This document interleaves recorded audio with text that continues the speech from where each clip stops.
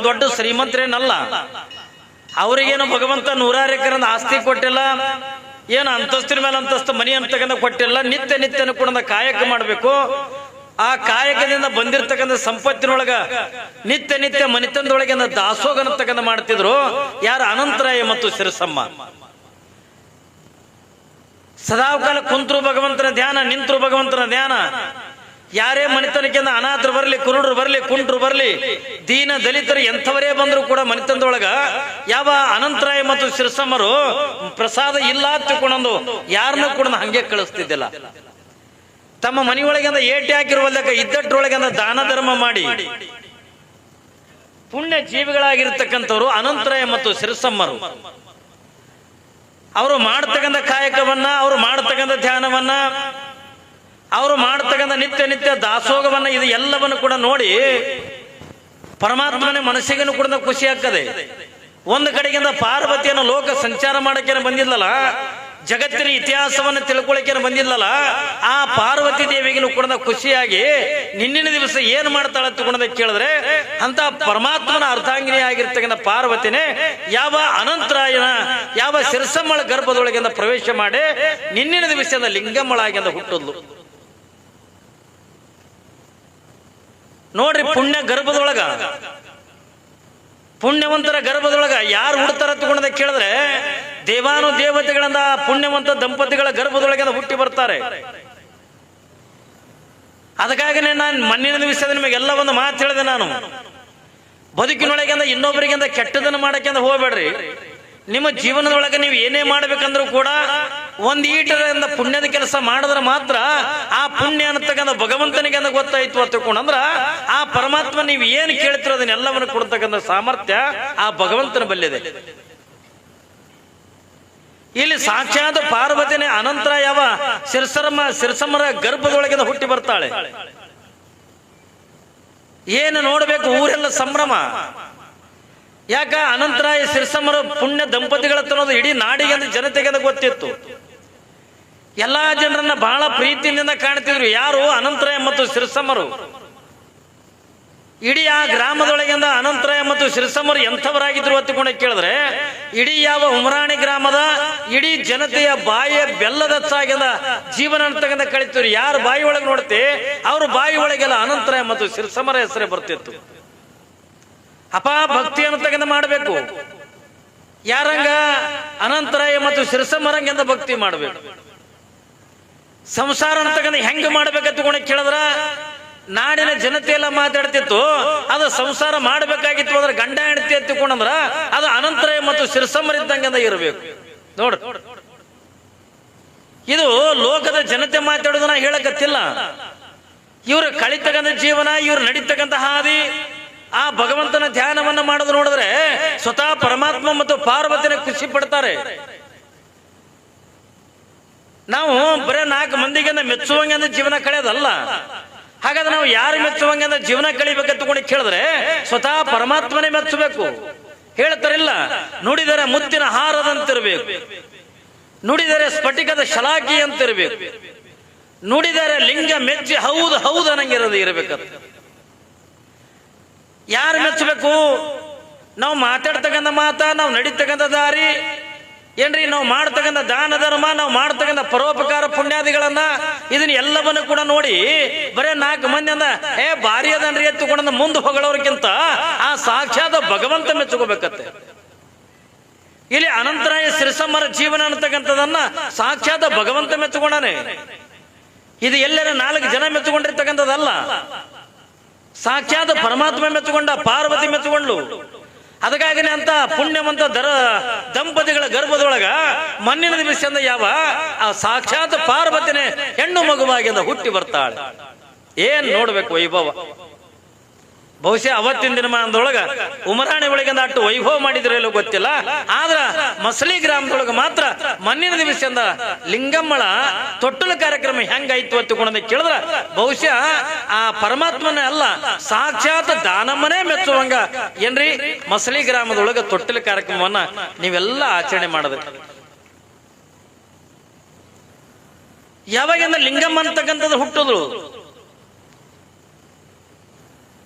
ಎಲ್ಲ ಮಕ್ಕಳ ತೆರನಾಗಿಂದ ಲಿಂಗಮ್ಮ ತಾಯಿಯ ಮಡಿಲೊಳಗಿಂದ ಬೆಳಿಲಿಕ್ಕತ್ತಾಳೆ. ಆದ್ರೆ ಹೆಂಗೆ ಬೆಳಿಲಿಕ್ಕತ್ತಾಳ ತಗೊಂಡ ಕೇಳಿದ್ರೆ ನಿಮಗೊಂದು ಒಳ್ಳೆ ಮಾತು ಹೇಳ್ತೀನಿ. ಯಾವ ದಾನಮ್ಮ ತನ್ನ ಎರಡೂ ಕೈಗಳನ್ನು ಮುಷ್ಟಿ ಮಾಡ್ಕೊಂಡ ಆಟ ಆಡ್ತಿದ್ಲು. ತೊಟ್ಟದೊಳಗೆ ಮನಗಸಿದ್ರ ತೊಟ್ಟಿಲವನ್ನ ಕಾಲಿನಿಂದ ಒದಿತಾಳೆ. ಹಿಂಗ ನೆಲದ ಮೇಲೆ ಮನಗಸಿದ್ರ ಕಾಲಿನಿಂದ ನೆಲಕ್ಕಿಂದ ಒದಿತಾಳೆ. ನಿಮ್ಮ ಮಕ್ಕಳು ಕೂಡ ಆಡ್ತವೆ, ನಿಮಗೆ ಕಲ್ಪನೆ ಇರಂಗಿಲ್ಲ ಅಷ್ಟೇ. ನಿಮ್ಮ ಮಕ್ಕಳು ಕೂಡ ಎರಡೂ ಕೈಗಳನ್ನು ಮುಷ್ಟಿ ಮಾಡ್ಕೊಂಡು ಆಡ್ತಾವಿಲ್ರಿ. ಎರಡು ಕೈಗಳನ್ನು ಮುಟ್ಟಿ ಮಾಡ್ಕೊಂಡ ಆಡ್ತವೆ, ಕಾಲಿನಿಂದ ತೊಟ್ಲ ಬದಿತಾವೆ, ಕಾಲಿನಿಂದ ನೆಲಕ್ಕಿಂದ ರಪ ತಗೊಂಡು ಬಡಿತವೆ. ಆದ್ರೆ ಮಕ್ಕಳಿಗೆ ಕಾಲಿಗೆ ನೋವಾಗಂಗಿಲ್ಲ. ಆಗ್ತದೇನ್ರಿ? ಆಗಂಗಿಲ್ಲ. ಯಾಕೆ ಮಕ್ಕಳನ್ನ ಹಂಗ ಆಡ್ತಾವ ತಗೊಂಡ ಕೇಳಿದ್ರ ಇಲ್ಲಿ ಮಾತ್ರ ಕವಿ ಅಂದ ಹೇಳ್ತಾನೆ. ಯಾವ ಲಿಂಗಮ್ಮ ಹೆಂಗ ಆಟ ಆಡ್ತಾಳೆ ತಗೊಂಡು ಕೇಳಿದ್ರೆ ತನ್ನ ಎರಡೂ ಕೈಗಳನ್ನು ಮುಷ್ಟಿ ಮಾಡ್ಕೊಂಡ ಆಟ ಆಡ್ತಾಳೆ. ಏನಿದ್ರ ಸಂಕೇತ? ಎಲ್ಲ ಮಕ್ಕಳು ಕೂಡ ಎರಡು ಕೈಗಳನ್ನು ಮುಷ್ಟಿ ಮಾಡ್ಕೊಂಡೇ ಆಡ್ತವೆ. ಆದ್ರೆ ಇದ್ರ ಸಂಕೇತ ಏನು ತಗೊಂಡ ಕೇಳಿದ್ರೆ ಇವಳು ಮುಂದೆ ಏನಾಗವಳದಾಳ? ಸಾಮಾನ್ಯಳಾಗಿರ್ತಕ್ಕಂಥ ಎಲ್ಲೋ ಜಗತ್ತಿನೊಳಗಂದ ಎಲ್ಲ ಹೆಣ್ಮಕ್ಳನ್ನ ಹುಟ್ಟದಂಗ ಅಂದ ಹುಟ್ಟಿ ಏನೋ ಅಂದ ಎಲ್ಲರೂ ಮದುವೆ ಮಾಡ್ಕೊಂಡಂಗೆ ಅಂದ ಮಾಡ್ಕೊಂಡು ಒಂದು ಕಡೆಗೆ ಅಂದ ಜೀವನ ಕಳೆದಂದ ಸತ್ತು ಹೋಗಕ್ಕೆ ಬಂದಿರ್ತಕ್ಕಂಥ ಲಿಂಗಮ್ಮ ಅಲ್ಲ ಏನ್ರಿ? ಹಾಗಾದ್ರೆ ಲಿಂಗಮ್ಮ ಎದಕ್ಕೆ ಬಂದಾಳ ತಗೊಂಡ ಕೇಳಿದ್ರೆ ಲೋಕದ ಉದ್ಧಾರಕ್ಕಾಗಿ, ಮನುಷ್ಯ ಜೀವಿಗಳ ಕಲ್ಯಾಣಕ್ಕಾಗಿ, ಧರ್ಮದ ಏಳಿಗೆಗಾಗಿ. ಮತ್ತೆ ಅವಳು ಆಟ ಆಡ್ತಾಳೆ ತಗೊಂಡು ಎರಡು ಕೈಗಳನ್ನು ಮುಷ್ಟಿ ಮಾಡ್ಕೊಂಡು ಯಾಕೆ ಆಡ್ಲಕತ್ತಾಳೆ? ಅವಳನ್ನ ಹೇಳ್ತಾಳೆ, ನಾ ಮಣ್ಣಿನ ವಿಷಯದ ನಿಮಗೊಂದು ಮಾತು ಹೇಳಿದೆ. ನಾವು ಭಗವಂತನಿಗೆ ಅದು ಮಾತು ಕೊಟ್ಟು ಬಂದೀವಿ. ಏನಂತ ಮಾತು ಕೊಟ್ಟಿವಿ? ಹೇ ಪರಮಾತ್ಮ, ನಾನು ಅಪರೂಪವಾಗಿರ್ತಕ್ಕಂಥ ಮನುಷ್ಯ ಜನ್ಮ ಅಂತಕ್ಕಂಥ ತೊಟ್ಟು ಭೂಲೋಕಕ್ಕೆ ಹೋಲಿಕತ್ತೀನಿ. ನನಗ ಶ್ರೇಷ್ಠವಾಗಿರ್ತಕ್ಕಂಥ ಮನುಷ್ಯ ಜನ್ಮ ಅಂತಕ್ಕಂಥ ಕೊಟ್ಟಿದೀಯ. ಈ ಜನ್ಮದೊಳಗೆ ನಾನು ಹೋಗಿ ವ್ಯರ್ಥವಾಗಿ ಅಂದ್ರೆ ಜೀವನ ಅಂತಕ್ಕಂಥ ಕಳೆಯಂಗಿಲ್ಲ. ಇನ್ನಿತರ ಜೀವಿಗಳಿಂದ ಜೀವನ ಕಳೆದಂಗ ನಾನು ಕಳೆಯಂಗಿಲ್ಲ. ಹಾಗಾದ್ರೆ ನಾನು ಹೆಂಗೆ ಜೀವನ ಕಳಿತೀನಿ? ನಿನ್ನ ಧ್ಯಾನವನ್ನ ಮಾಡ್ತೀನಿ, ನಿನ್ನ ಆರಾಧನೆ ಮಾಡ್ತೀನಿ, ನಿನ್ನ ನಾಮಸ್ಮರಣೆ ಮಾಡ್ತೀನಿ. ಇಟ್ಟೆಲ್ಲವನ್ನು ಕೂಡ ಮಾಡಿ ದಾನ ಧರ್ಮ ಪರೋಪಕಾರ ಅಂತಕ್ಕಂಥ ಮಾಡಿ ಕೊನೆಗೆ ನಿನ್ನ ಪಾದಕ್ಕೆ ಬರ್ತೀನಿ. ಸತ್ಯ ಹತ್ತಿಕೊಂಡು ಮಾಡಿ ಬಂದೀವಿ. ಅದನ್ನ ತಾಯಿ ಗರ್ಭದಿಂದ ಭೂಮಿಗೆ ಬಿದ್ದ ಬಳಕ ಅದನ್ನ ಮರ್ತವ್ರು ಶರಣರಾಗಂಗಿಲ್ಲ. ಯಾವ ನೆನಪಿನೊಳಗೆ ಇಟ್ಕೊಂಡ್ರು ಅವರೇ ಶರಣರಾಗ ಏನ್ರಿ? ಅದನ್ನ ಮರ್ತಿರ್ತಕ್ಕಂಥವ್ರು ಏಸ್ ಕಾಲ್ಕೊಂಡು ಶರಣರಾಗಕ್ಕಾಗಂಗಿಲ್ಲ. ಇನ್ನೊಂದು ಸ್ವಲ್ಪ ಸೌಂಡ್ ಇಡುತ್ತಮ್ಮ ಏನ್ರಿ? ಅದನ್ನ ಮರ್ತಿರ್ತಕ್ಕಂಥವ್ರಂದ ಯಾರು ಕೂಡ ಶರಣರಾಗಕ್ಕಾಗಂಗಿಲ್ಲ. ಯಾರು ನೆನಪಿನೊಳಗೆ ಇಟ್ಕೊಂಡಾರೋ ಅವರೇ ನಿಜವಾಗಿರ್ತಕ್ಕಂಥ ಶರಣರಾಗ್ತಾರೆ. ಏನ್ ನೆನಪಿನಾಗ ಇಟ್ಕೊಳ್ಳೋದು? ಇಲ್ಲಿ ಲಿಂಗಮ್ಮ ಎರಡೂ ಕೈಗಳನ್ನು ಮುಷ್ಟಿ ಮಾಡ್ಕೊಂಡ ಆಟ ಆಡಕತ್ತಾಳೆ. ಯಾಕೆ ಆಟ ಆಡಕತ್ತಾಳ ತಗೊಂಡ ಕೇಳಿದ್ರೆ ಅವಳನ್ನ ಪರಮಾತ್ಮನಿಗೆ ಹೇಳ್ತಾಳೆ, ಹೇ ಪರಮಾತ್ಮ, ನಿನಗೆ ನಾನು ವಚನ ಕೊಟ್ಟು ಬಂದೀನಿ. ಏನಂತ ವಚನ ಕೊಟ್ಟು ಬಂದೀನಿ? ನಿನ್ನ ಧ್ಯಾನವನ್ನೇ ಮಾಡ್ತೀನಿ, ನಿನ್ನ ಆರಾಧನೆ ಮಾಡ್ತೀನಿ, ಲೋಕ ಕಲ್ಯಾಣಕ್ಕಾಗಿ, ಧರ್ಮದ ಏಳಿಗೆಗಾಗಿ, ಜಗತ್ತಿನ ಕಲ್ಯಾಣಕ್ಕಾಗಿ ನಾನು ಭೂಮಿಗೆ ಅವತಾರ ತಾಳಿನ ತಂದಾಗ ನನ್ನ ಶರೀರದೊಳಗಿರ್ತಕ್ಕಂಥ ಏನ್ರಿ ಪಂಚ ಕರ್ಮೇಂದ್ರಿಯ ಪಂಚ ಜ್ಞಾನೇಂದ್ರಿಯ ಅಂತಕ್ಕಂಥ ಏನದವಲ್ಲ ಅಪ್ಪಿತಪ್ಪಿ ನನ್ನ ಸಕಲ ಇಂದ್ರಿಯಗಳನ್ನ ನನ್ನ ಮುಷ್ಟಿ ಒಳಗೆ ಇಟ್ಕೊಂಡ ಬದುಕ್ತೀನಿ ಎತ್ತಿಕೊಂಡಂದು ಎರಡೂ ಕೈಗಳನ್ನು ಮುಷ್ಟಿ ಮಾಡ್ಕೊಂಡ ಆಟ ಆಡ್ತಾಳ ಲಿಂಗಮ್ಮ ಏನ್ರಿ? ಯಾವ ತನ್ನ ಇಂದ್ರಿಯಗಳನ್ನ ತನ್ನ ಹತೋಟಿ ಒಳಗಿಂದ ಇಟ್ಕೊಂಡಾನು, ಯಾವ ತನ್ನ ಇಂದ್ರಿಯಗಳನ್ನ ತನ್ನ ಮುಷ್ಟಿ ಒಳಗಿಂದ ಇಟ್ಕೊಂಡಾನು, ಅವನೇ ಶರಣನಾಗೇನೆ, ಅವನೇ ಸಂತನಾಗೇನೆ, ಅವನೇ ಮಹಾತ್ಮನಾಗೇನೆ. ಯಾವ ಯಾವ ತನ್ನ ಇಂದ್ರಿಯಗಳನ್ನ ಮುಷ್ಟಿ ತೆಗೆದು ಯಾವ ಬಿಟ್ಟನಲ್ಲ ಅವ ಏಸ್ ಕಾಲಕ್ಕೂ ಕೂಡ ಶರಣನಾಗಕ್ಕಾಗಂಗಿಲ್ಲ. ಹೌದಲ್ರಿ? ಅಕ್ಕ ಮಾದೇವಿ ಎಷ್ಟು ವೈರಾಗ್ಯ ನಿಮಗೆಲ್ಲ. ಅಕ್ಕ ಮಾದೇವಿ ಬಗ್ಗೆ ಅಂತ ಗೊತ್ತಿದೆ.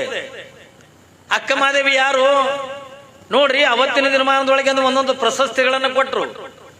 ಇವತ್ತೇನು ನೀವು ಚನ್ನಬಸವಣ್ಣನ ಫೋಟೋ ನೋಡ್ತಿರಲ್ಲ, ಇವತ್ತು ಚನ್ನಬಸವಣ್ಣ ಬರೀ 14ನೇ ವರ್ಷಕ್ಕೆ ಅವನಿಗೊಂದು ಪ್ರಶಸ್ತಿ ಕೊಟ್ರು. ಯಾವಾಗ? 12ನೇ ಶತಮಾನದೊಳಗ. ಅವನಿಗೆ ಏನಂತ ಪ್ರಶಸ್ತಿ ಕೊಡ್ತಾರ? ಮಹಾಜ್ಞಾನಿ ಚನ್ನಬಸವಣ್ಣ ತಗೊಂಡ ಪ್ರಶಸ್ತಿ ಕೊಟ್ರು. ಅಕ್ಕ ಮಾದೇವಿಗೆ ಅಂದ್ರೆ ಕೇವಲ 18 ವರ್ಷ. ಅಕ್ಕ ಮಾದೇವಿಗೆ ಅಂದ್ರೆ ಏನು ಪ್ರಶಸ್ತಿ ಕೊಡ್ತಾರೆ? ಅವತ್ತಿನ ದಿನಮಾನದೊಳಗೆ 70-80 ವರ್ಷದ ಅಲ್ಲಮ್ಮ ಪ್ರಭುದೇವರು 18 ವರ್ಷದ ಯಾವ ಮಹಾದೇವಿಗೆ ಏನ ಪ್ರಶಸ್ತಿ ಕೊಡ್ತಾರೆ? ಬಹುಶಃ ನಿಮ್ಗೆ ಎಲ್ಲರಿಗೂ ಕೂಡ ಗೊತ್ತದೆ. ವೈರಾಗ್ಯದ ನಿಧಿ ಎತ್ತಿಕೊಂಡ ಪ್ರಶಸ್ತಿ ಕೊಟ್ರು. ಇವತ್ತೆಲ್ಲ ಏನು ಪ್ರಶಸ್ತಿಗಳು ಕೊಡ್ತಾರ?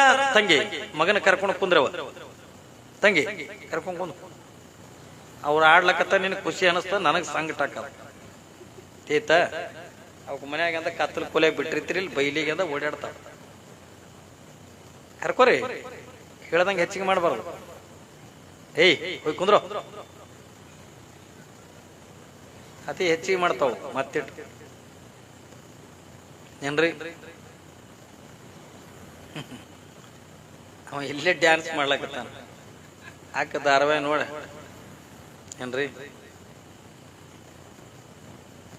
ಅವತ್ತಿನ ದಿನಮಾನದೊಳಗ ಅಲ್ರಿ, ಚನ್ನಬಸವಣ್ಣ ವಯಸ್ಸೆಟ್ಟು 14 ವರ್ಷದ ಚನ್ನಬಸವಣ್ಣನಿಗೆ ಅಂತ 80 ವರ್ಷದ ಪ್ರಭುದೇವರು ಅವನಿಗೆ ಮಹಾಜ್ಞಾನಿ ಎತ್ತಿಕೊಂಡಂದು ಪ್ರಶಸ್ತಿ ಕೊಡ್ತಾರ ಎತ್ತಿಕೊಂಡ್ರ.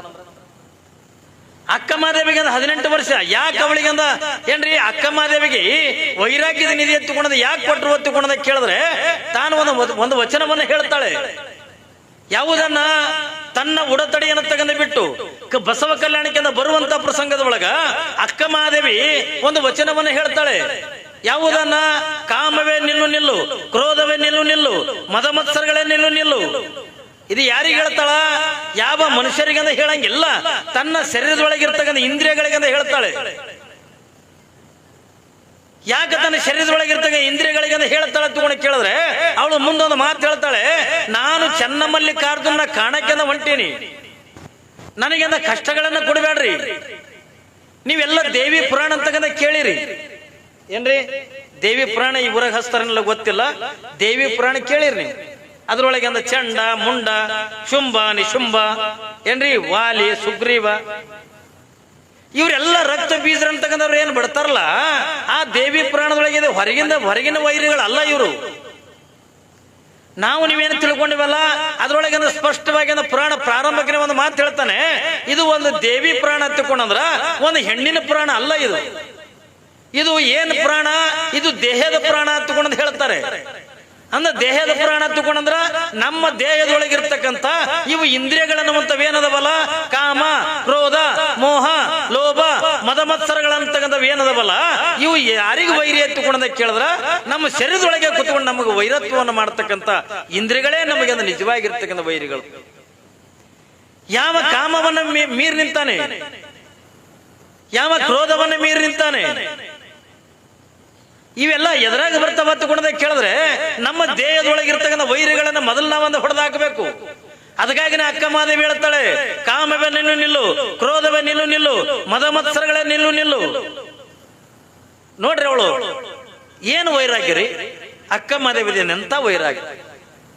ಅಕ್ಕ ಮಹಾದೇವಿನ ಕೂಡ ಇದೇ ಗುಡ್ಡಾಪ್ರಧಾನಮ್ಮ ನಿಮ್ಮ ರೆಬ್ಬಮ್ಮ ತಾಯಿಯ ಸಮಕಾಲೀನವ್ರೆ. ಇವರು ಕೂಡ 12ನೇ ಶತಮಾನದೊಳಗೆ ಇದ್ದಿರ್ತಕ್ಕಂಥವ್ರೆ. ಬಹುಶಃ ನನಗನಿಸಿದ ಮಟ್ಟಿಗೆ ನಿಮ್ ಬಾಯಾಗ ಸಿಕ್ಕಂದ ರೆಬ್ಬಮ್ಮಗಳ ಬಹುಶಃ 12ನೇ ಶತಮಾನದೊಳಗೆ ರೇವಮ್ಮ ಹತ್ತುಕೊಂಡಂತ ಹೆಣ್ಣು ಮಗಳಿದ್ಲು 12ನೇ ಶತಮಾನದೊಳಗೆ. ಆ ರೇವಮ್ಮ ಹೋಗಿ ನಿಮ್ ಊರಾಗ ರೆಬ್ಬಮ್ಮಯ್ಯಾಗ ಹೇಳತ್ತ ನನಗೆ ಹಿಂಗ್ ಸಮಸ್ಯೆ ಬರ್ತದೆ. ಯಾಕಂದ್ರೆ ಅದ್ ಚರಿತ್ರೆ ನನಗೆ ಗೊತ್ತಿಲ್ಲ. ಇವರೆಲ್ಲ 12ನೇ ಶತಮಾನದೊಳಗೆ ಇದ್ದಿರ್ತಕ್ಕಂಥವ್ರು. ಅಕ್ಕ ಮಹಾದೇವಿ ಎಂತ ವೈರಾಗ್ಯ. ಬಹುಶಃ ಈ ಬದುಕಿನ ಇತಿಹಾಸದೊಳಗ ಅಕ್ಕ ಮಹಾದೇವಿ ತಾಳಿರ್ತಕ್ಕಂಥ ವೈರಾಗ್ಯ ಜಗತ್ತಿನೊಳಗ ಯಾವ ಶರಣರು ಕೂಡ ತಾಳಿಲ್ಲ. ನೋಡು, ವಯಸ್ಸೆಟ್ಟು 18 ವರ್ಷ. ಹುಟ್ಟಿನಿಂದ 18 ವರ್ಷ ತನಕ ಕೂಡ ಯಾರ ಹತ್ರ ಬೆಳಿತಾಳಕಿ? ಒಂದು ಕಡೆಗೆ ತಂದೆ ತಾಯಿ ಸಂಸ್ಕಾರ, ಇನ್ನೊಂದು ಕಡೆಗೆ ಗುರುಗಳಾಗಿರ್ತಕ್ಕಂಥ ಗುರುಲಿಂಗ ದೇವರನ್ನ ಸಂಸ್ಕಾರದೊಳಗೆ ಬೆಳಿತಾಳ ಮಹಾದೇವಿ ಅಕ್ಕ. ಅವಳು ಬರೀ ಅಕ್ಕ ಇಲ್ಲ, ಅಕ್ಕ ಮಹಾದೇವಿ ಅಲ್ಲ, ಬರೇ ಒಬ್ಬ ಸಾಮಾನ್ಯ ಮಹಾದೇವಿ ಅಂತಕ್ಕಂಥ ಹೆಣ್ಣು ಮಗಳು. ಒಬ್ಬ ಸಾಮಾನ್ಯ ಮಹಾದೇವಿ